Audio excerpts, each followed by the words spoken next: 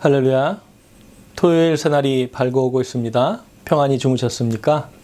오늘도 우리 주님이 주시는 은혜와 평강이 가득한 하루 되시기를 간절히 바랍니다. 오늘 함께 부를 찬송은 새 찬송가 419장, 통일 찬송가로는 478장, 주 날개 및 내가 편안히 쉬네입니다. 함께 찬양하시겠습니다.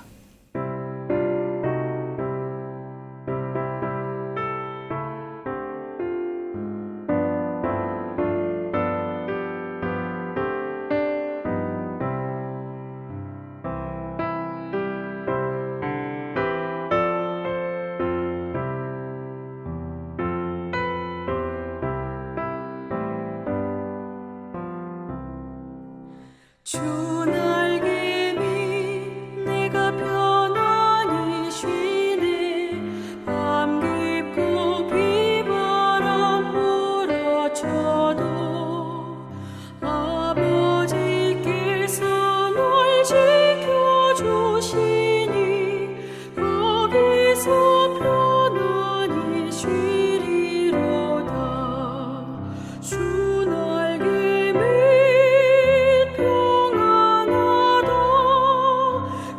사랑 끈을 짜니뇨. 주 날개 밑 내 쉬는 영원히 거기서 살리.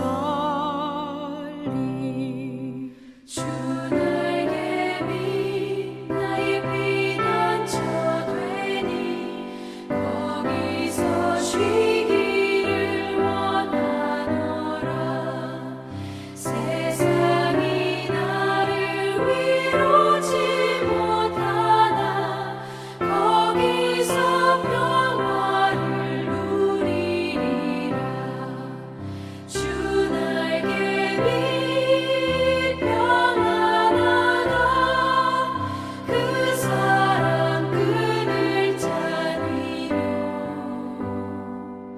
주 날개 밑 쉬는 영원히 거기서 살리.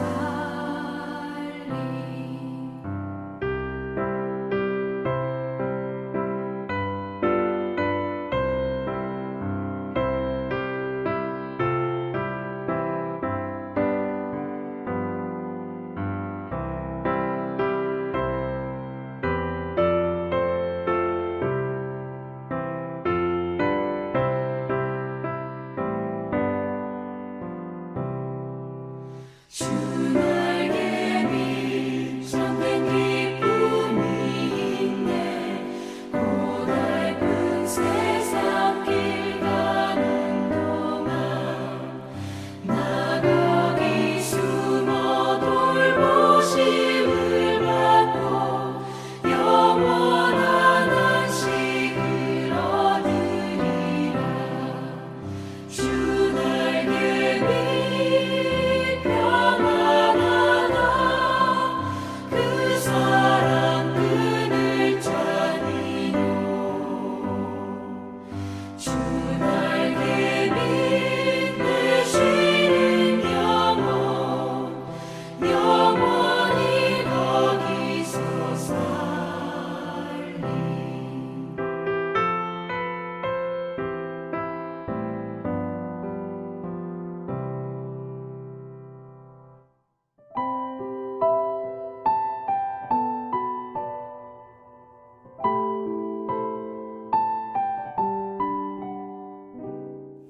오늘 우리에게 주신 은혜의 말씀은 구약성경 예레미야 42장 11절에서 22절까지 말씀입니다.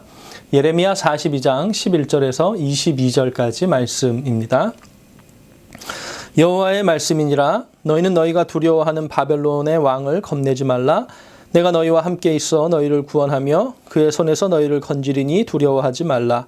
내가 너희를 불쌍히 여기니 그도 너희를 불쌍히 여겨 너희를 너희 본향으로 돌려보내리라 하셨느니라.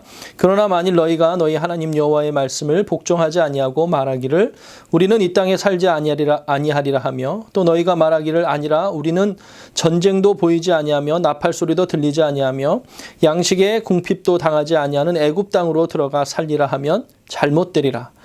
너희 유다의 남은 자여 이제 여호와의 말씀을 들으라. 만군의 여호와 이스라엘의 하나님께서 이와 같이 말씀하시되 너희가 만일 애굽에 들어가서 거기에 살기로 고집하면 너희가 두려워하는 칼이 애굽 땅으로 따라가서 너희에게 미칠 것이요 너희가 두려워하는 기근이 애굽으로 급히 따라가서 너희에게 임하리니 너희가 거기에서 죽을 것이라.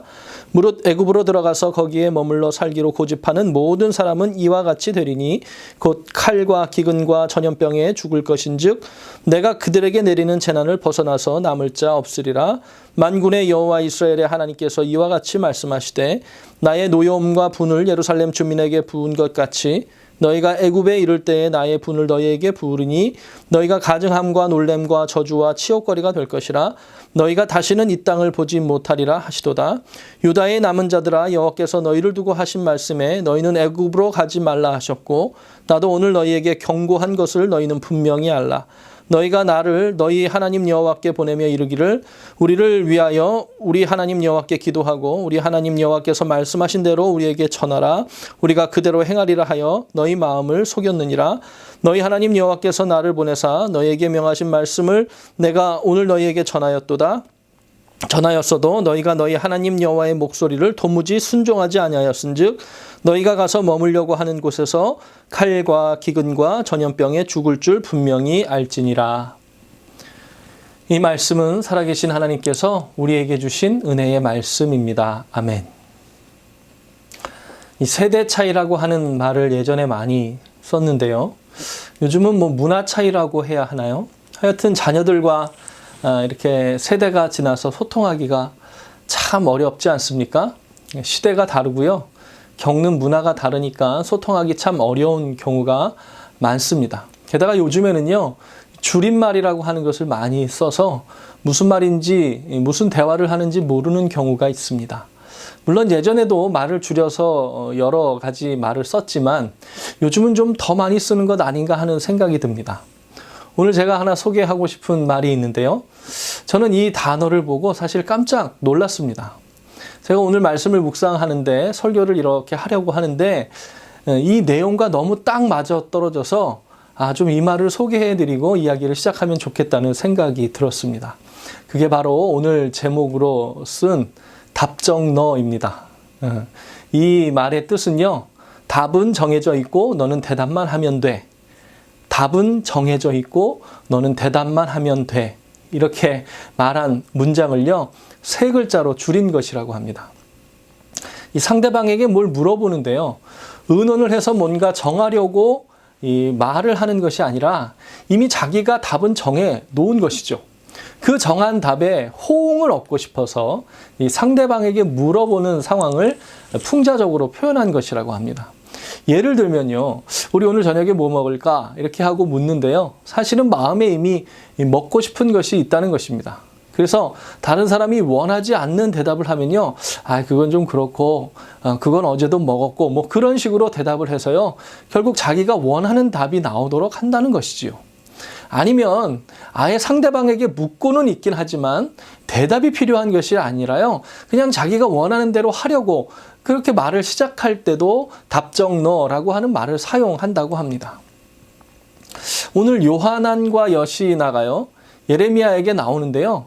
이 사람들이 정말 이 단어에 딱 들어맞는 행동을 하고 있어서 이 말이 떠오르더라고 하는 것이죠. 앞의 내용을 잠깐 설명해 드리면요. 이제 이스라엘이 남유다가 망하면서 바벨론 포로로 많은 사람들이 끌려갔습니다. 이제 이스라엘에 남아있는 백성들은요, 정말 비참한 상황에 지내게 된 것이죠. 나라는 망했지요. 성전은 무너졌지요. 식민지 통치하에 사는 것이 얼마나 힘들었겠습니까? 그 인재들, 좀 나라의 지도자로 설 만한 사람들은요, 다 바벨론으로 끌고 갔습니다. 남아있는 백성들 도대체 어떻게 우리가 이곳에서 살아야 할지 막막하기만 했다는 것이죠. 그래서 다들 야, 이게 여기서는 못 살겠다. 애굽으로 피난 가자. 그런 주장을 하는 사람들이 당시에도 그냥 많이 있었습니다. 그런데 우리가 잘 알다시피요. 예레미야를 통한 하나님의 말씀은요. 포로로 끌려간 이후에도 변함없이 너희가 이스라엘 땅에 남아서 힘든 시기를 견뎌라. 그러면 내가 너희 민족을 다시 세워주겠다. 이 말씀을 계속 주셨다는 것입니다. 그리고 이제 바벨론 왕 느부갓네살이요. 남아있는 이스라엘 백성들을 위해서 아이감의 아들 그다랴라는 사람을 총독으로 세워주게 됩니다. 보통 이제 총독은요. 총독을 그 지역에 둘 때는 본국에서 파견을 하지 않습니까? 근데 지금 총독을 세웠는데 이스라엘 민족 중에 한 사람인 그다랴를 총독으로 세웠다는 것입니다. 그러니까 이제 이스라엘 백성들에게요. 희망이 생긴 것입니다. 야, 이제 좀 마음을 합하자. 우리 그동안에 이 혼란스러웠던 상황을 정리하고 이 전쟁의 피해로 피폐해진 곳을 복구하고 이제 우리가 정비하자. 이런 분위기를 만들 수 있었다는 것입니다. 남아있는 사람들이요. 규합할 수 있는 희망이 생긴 것입니다. 그런데 이스라엘 주변에 암몬이라고 하는 나라가 있었는데요. 이제 겨우 좀 새롭게 시작하려고 하는 이스라엘, 유다 민족을요. 완전히 망하게 하려고 하는 계략을 짜게 됩니다. 그래서 유대 민족 중에 있는 한 사람을 포섭하게 되는데 그 사람이 바로 왕족이었던 이스마엘이라고 하는 사람이었습니다. 이 사실을요. 그때 당시에 군대를 지휘하던 군대 지휘관이었던 요하난이 이 첩보를 입수하게 되고요. 이 사실을 그다랴에게 알려줍니다. 이 조심하라고 경고를 해준 것이죠. 그런데요. 이 그다랴라고 하는 사람이 정말 사람이 좋았기 때문에 이거를 믿지 않는 것입니다. 이제 우리가 같은 민족끼리 의심하면 어떻게 하느냐. 우리가 좀 힘을 합해서 빨리 복구해야 하는데 그런 소리를 하지도 말아라. 하나 돼야 되는데 그런 소리 하면 하나 될 수 없다. 그런 명분으로 이 요한안의 경고를 무시합니다. 그런데 안타깝게도 아니나 다를까 결국 그다랴는요. 암몬이 포섭한 이 이스마엘이라고 하는 사람에 의해서 암살을 당하게 됩니다. 그리고 이스마엘은 바벨론이 세운 총독을 죽였으니까요. 바벨론에게 복수를 당할까 봐 암몬으로 도망갔다가 자기도 애굽으로 도망가 버립니다. 결국 그다랴가 믿지는 않았지만 이 첩보를 그다랴에게 전한 요하난이요. 이스라엘을 이끄는 일을 어쩔 수 없이 떠맡게 된 것입니다. 그런데 요하난이 생각할 때는요. 어떤 생각을 했느냐 하면 바벨론 왕이 총독으로 세워준 사람을 우리가 죽였으니까 이제 바벨론이 우리를 더 힘들게 통치할 것이다. 우리를 더 못 살게 굴 것이다. 이런 생각을 하였다는 것입니다. 유다 민족 중에 총독을 세워줬는데 자기 민족끼리 배신자가 생겨가지고 죽이고 암몬으로 갔다가 애굽으로 도망갔다. 그러니 당연히 바벨론의 정책이 강압적인 정책으로 바뀔 것이다라고 생각했다는 것입니다. 아, 유다 민족 안 되겠네. 아, 더 혹독하게 다스려야겠다. 이렇게 요한안이 생각했다라고 하는 것이죠. 그런데요, 중요한 것은 바벨론의 공식적인 입장이 아니라 그냥 요한안 자기가 혼자 그렇게 생각했다는 것입니다. 그래서 어떤 조치를 취했느냐 하면요. 남아있는 모든 사람을 데리고 애굽으로 피난 가야겠다. 그런 계획을 세운 것입니다. 그러고는요. 오늘 1절에 보니까 이에 모든 군대의 지휘관과 가레아의 아들 요하난과 호시아의 아들 여사냐와 백성의 낮은 자로부터 높은 자까지 다 나와 예레미야에게 나와서 물었다. 이렇게 시작하는 것입니다. 요하난과 여사냐가 군대 장관으로부터 시작해서 백성들을 다 데리고요. 예레미야 앞에 왔다는 것입니다. 그동안 그토록 무시했던 예레미야 앞에 왔습니다. 그리고는 우리를 불쌍히 여기셔서 당신의 하나님께 기도 좀 해주십시오 하고 부탁했다는 것입니다. 2절부터 6절까지가 요한안이 예레미야에게 기도를 부탁하는 그런 장면인데요. 여기서부터 이들의 기도 부탁이 잘못되었다라고 하는 것을 알 수 있습니다. 바로 당신의 하나님 여호와께서 우리가 마땅히 갈 길과 할 일을 보이시기를 원하나이다 라고 부탁했다는 것입니다. 나의 하나님이라고 부르지 않았습니다. 우리의 하나님이라고 부르지 않았습니다. 예레미야 당신의 하나님이라고 말하고 있습니다. 2절부터 6절까지 기도 부탁을 하는데 하나님을 향한 말에 전부 당신의 하나님이라고 부르고 있습니다. 사랑하는 성도 여러분, 기도하실 때마다 나의 하나님 아버지께 기도하는 저와 여러분이 되기를 간절히 바랍니다. 우리가 기도할 때 나의 하나님께 기도하는 것입니다. 우리가 기도하는 대상은요, 나의 하나님 아버지라고 하는 것입니다. 당신의 하나님이 아니라 나의 하나님께 기도하는 것이죠. 어떻든 하나님께서 그 기도에 응답하셨는데요. 뭐라고 응답하시냐면 애굽으로 도망가지 말고 이스라엘 땅에 남아 있어라. 그렇게 살아라. 라고 말씀하십니다. 바벨론 왕 두려워하지 말아라. 내가 너희를 구원하여서 그의 손에서 너희를 건질 것이니까 두려워하지 말아라. 바벨론 왕도 내가 너희를 궁일이 여긴 같이 너희가 이스라엘 땅에 남아있으면 너희를 궁일이 여길 것이다. 그렇게 응답하셨습니다. 이 말에 순종하지 않고 애굽으로 가게 되면 거기서 기근과 전염병에 죽을 것이고 너희가 두려워서 피한 그 칼에 너희가 죽을 것이다. 그렇게 말씀하셨다라고 하는 것이죠. 요하난과 백성들이 이 말을 들었을까요? 안 들었을까요? 안 들었습니다. 왜 안 들었는지 아십니까? 애굽으로 가려고 이미 답을 정해놓고 예레미야에게 나갔기 때문이었다는 것입니다. 바로 답정너, 답을 정해놓고요, 하나님 앞에 나가서 기도했기 때문이다라고 하는 것입니다. 요하난이요, 예레미야에게 기도 부탁을 하면서 하나님이 말씀하시면 순종하겠다고 했는데요. 그 말이 얼마나 신앙적인 말이었는지 아십니까? 6절 말씀인데요. 우리가 당신을 우리 하나님 여호와께 보내면 그의 목소리가 우리에게 좋든지 좋지 않든지 막론하고 순종하려 함이라. 우리가 우리 하나님 여호와의 목소리를 순종하면 우리에게 복이 있으리다 하니라. 이게 무슨 말입니까? 무슨 소리를 해도 순종하겠다고 말하는 것입니다. 그것이 우리에게 좋든지 우리 상황에 좋은 말이든지 좋지 않은 말이든지 무조건 당신이 기도해서 하나님이 응답하시면 순종하겠다. 얼마나 신앙적인 고백입니까? 그런데 요하나는요, 이미 애굽으로 도망가려고 작정했다는 것입니다. 어떤 대답을 듣더라도 애굽으로 갈 생각을 돌이킬 마음이 없었다라고 하는 것입니다. 답을 정하고 기도하고 있었다라고 하는 것입니다. 답을 정하고 기도하는 이런 어리석음을 범하지 않는 저와 여러분이 되기를 간절히 바랍니다.